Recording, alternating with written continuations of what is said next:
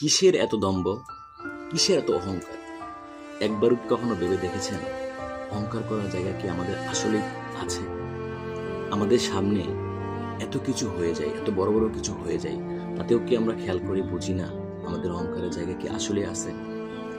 আপনি এত সুন্দর, আপনার চেহারা এত সুন্দর, এত জ্ঞানী, এত ক্ষমতাবান, আপনি এই সব কিছুই, আপনার এই চেহারা, আপনার এই জ্ঞান, আপনার এই সম্পদ, আপনার এই ক্ষমতা শেষ হতে মুহূর্তের ব্যাপার।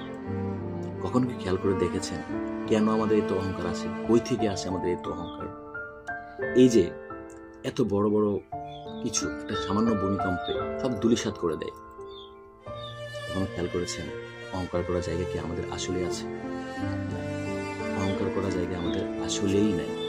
অহংকার কেবল একজনকেই মানে, তিনি হচ্ছেন উপরওয়ালা, আল্লাহ সুবহানাহু ওয়া তাআলা। তার জন্য কেবল আমাদের জন্য। কাজেই পৃথিবীতে অহংকার হওয়ার কোনো জায়গায় আসলে আমাদের হাতে আসলেই কোনো ক্ষমতা নেই। আপনি কিসের ক্ষমতা দেখাবেন? কিসের অহংকার করবেন? কেমনে অহংকার করবেন? অহংকার করার জায়গা কি আমাদের আসলে আছে? একদমই নেই। কেন আমরা এই জিনিসটা বুঝি? ধন্যবাদ। আসসালামু আলাইকুম।